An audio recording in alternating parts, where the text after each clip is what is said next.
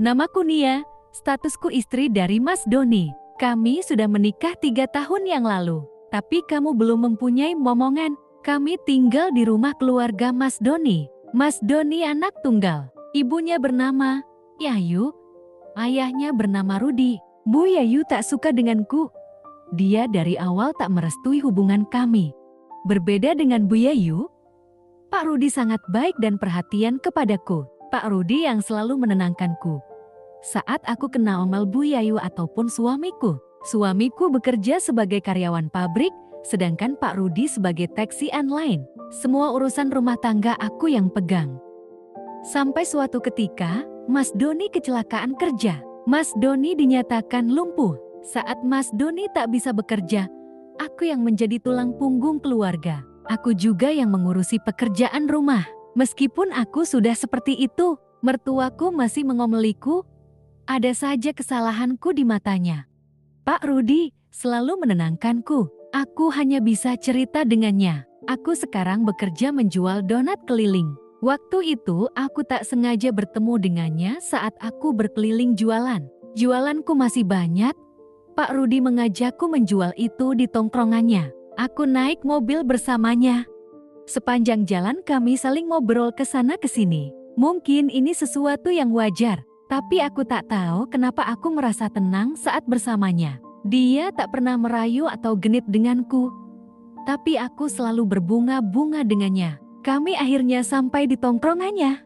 Dia mengenalkanku dengan teman-temannya. Daganganku habis diborong saat itu. Aku sangat senang setelah habis aku berpamitan pulang kepada mertuaku dan teman-temannya. Tapi mertuaku tak mengizinkan aku pulang jalan kaki. Dia menghantarkanku. Tapi dia tidak berani menghantarkanku sampai rumah. Pak Rudi menghantarkanku sampai di ujung gang dekat rumah. Aku pun turun, tak lupa berterima kasih kepadanya. Pak Rudi kembali menarik taksi online. Sampai rumah aku terus rapin rumah. Setelah itu aku menyuapi Mas Doni. Bu Yayu yang tahu aku telat memberi makan Mas Doni, dia marah kepadaku. Yang lebih parahnya, Mas Doni membela ibunya. Aku hanya bisa menangis saat itu.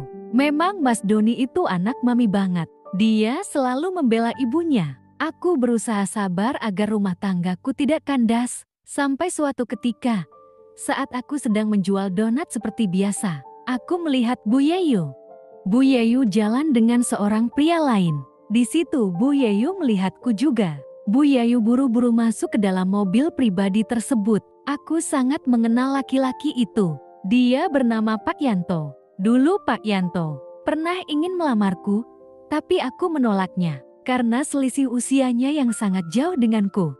Selain itu, Pak Yanto terkenal banyak istrinya. Dia punya 4 istri. Pak Yanto adalah seorang yang kaya di daerahku, tapi aku masih memilih Mas Doni suamiku. Sesampainya di rumah, aku kembali berbersih rumah dan lanjut menyuapi Mas Doni. Di situ Mas Doni tak mau makan. Mas Doni marah kepadaku.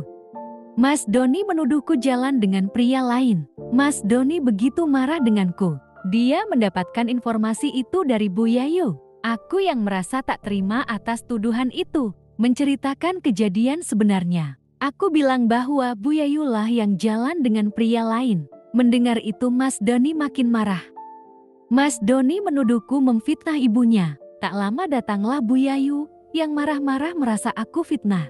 Dia pun menyuruh Mas Doni mengusirku. Mas Doni pun menurutinya. Mas Doni mengusirku saat itu juga. Aku yang sudah tak tahan mengiyakannya. Aku pun pergi dari rumah. Sepanjang jalan aku menangis.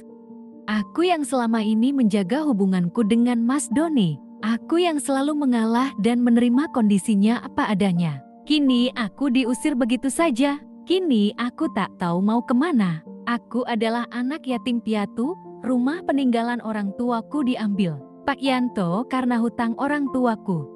Jika waktu itu aku menikah dengan Pak Yanto, hutang orang tuaku dianggap lunas, dan rumahku tak jati diambil olehnya. Tapi aku memilih menikah dengan Mas Doni. Aku yang menangis sepanjang jalan, ada sebuah mobil berhenti menghentikanku.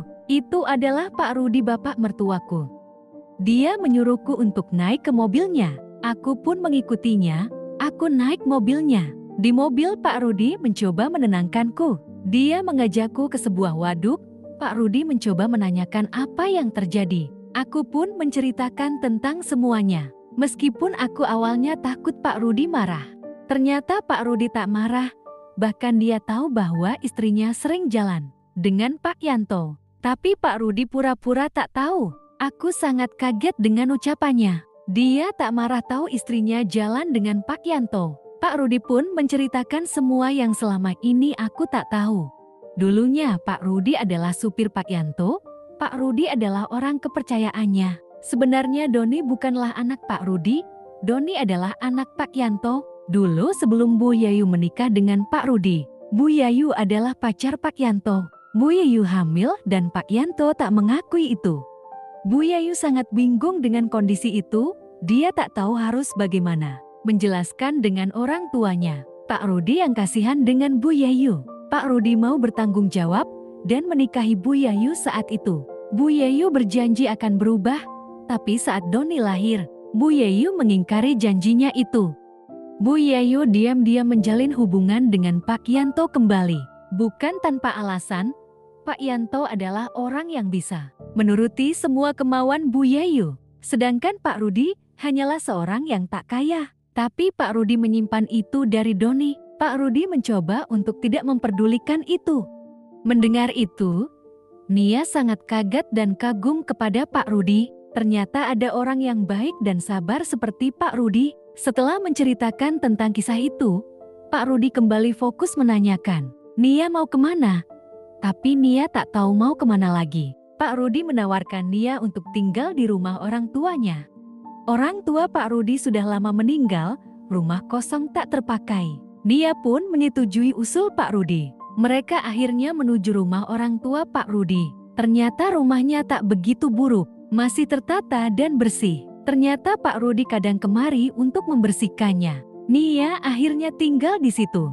Nia tidak sedih lagi, justru Nia merasa bahagia saat ini. Nia selalu memikirkan Pak Rudi, bapak mertuanya itu. Nia selalu berbunga-bunga saat teringat mertuanya itu. Mukanya berseri-seri, tak ada lagi Doni di hatinya. Setiap 3 hari Pak Rudi datang menemuinya, memberikan sedikit uang untuknya. Nia pun memberikan tawaran untuk melakukan kegiatan kreativitas berkreasi. Tapi Pak Rudi menolaknya dengan halus. Nia tak patah arang. Nia terus menawarinya setiap dia datang berkunjung. 1-3 kali dia menolaknya. Tapi di tawaran keempat dia tak bisa menolaknya. Nia dengan semangat menunjukkan keahliannya dalam berkegiatan kreatifnya. Pak Rudi hanya bisa diam melihat kreativitas kreasi menantunya itu. Keduanya telah lama tak menyalurkan kreativitasnya. Dengan penuh perasaan kreativitas itu berkali-kali sampai di puncak kreasi. Setelah semuanya selesai, ada rasa bersalah Pak Rudi kepada Doni. Bagaimanapun Doni adalah anaknya, meskipun bukan kandung. Tapi Nia berucap, Doni sudah lama berpisah dengannya. Doni tidak pernah memberikan nafkah lahir dan batin kepadanya. Bahkan Doni pun sudah menalaknya. Mendengar itu, Pak Rudi sedikit lega. Nia berucap bahwa Nia tidak akan menuntut apapun kepada Pak Rudi. Nia ikhlas memberi semuanya karena rasa cintanya kepada Pak Rudi. Mendengar itu Pak Rudi berjanji akan memberikan yang terbaik untuk Nia. Hubungan mereka pun berlanjut. Pak Rudi sering ke rumah itu. Nia pun selalu semangat menunjukkan kreativitasnya dalam berkreasi. Setelah 7 bulan, Pak Rudi menikahi Nia. Kini Nia dan Pak Rudi sah menjadi suami istri. Pak Rudi meninggalkan Bu Yayu, dan Doni akhirnya tahu bahwa Pak Rudi bukan ayah kandungnya. Kini pun mereka bahagia membangun rumah tangganya. Nia merasa beruntung punya suami sebaik Pak Rudi. Dan Pak Rudi pun merasa beruntung mempunyai istri sebaik Nia. Meskipun awalnya mereka dipertemukan sebagai mertua dan menantu. Selesai. Disclaimer. Cerita ini hanya fiktif, kisah yang dikarang oleh narasumber. Jika ada kesamaan nama itu hanyalah kebetulan. Semoga kisah ini bisa menjadi pembelajaran bagi kita semua. Ambil sisi positifnya dan tinggalkan sisi negatifnya. Orang-orang baik akan bertemu dengan jodoh yang baik juga.